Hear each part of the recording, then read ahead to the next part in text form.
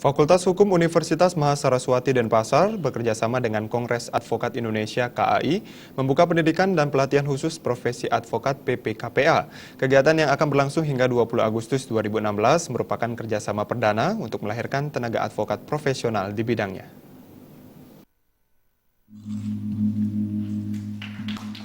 Dekan Fakultas Hukum Universitas Mahasaraswati Denpasar Nengah Susrama mengatakan perluasan kerjasama Unmas Denpasar dengan berbagai pihak merupakan wujud nyata FH Unmas dalam mencetak sarjana hukum yang handal untuk menjadi advokat profesional. Dengan komitmen ini, FH Unmas berharap mahasiswa yang memilih profesi pengacara memiliki kompetensi yang diharapkan. PPKPA Angkatan ke-9 ini diikuti 37 orang peserta.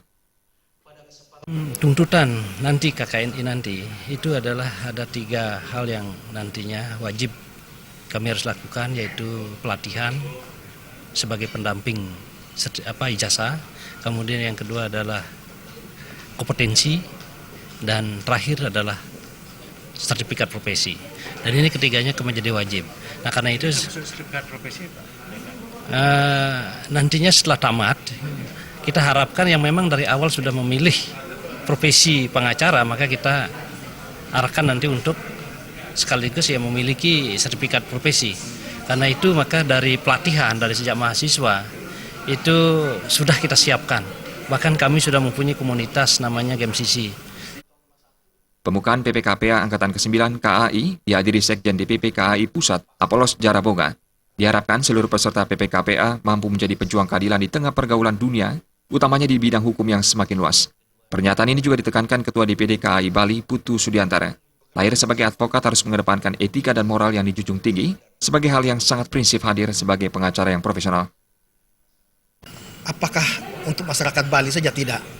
Karena profesi advokat ini di seluruh Indonesia, bahkan karena ada MEA, DPP sudah bekerja sama dengan beberapa organisasi dari negara-negara luar.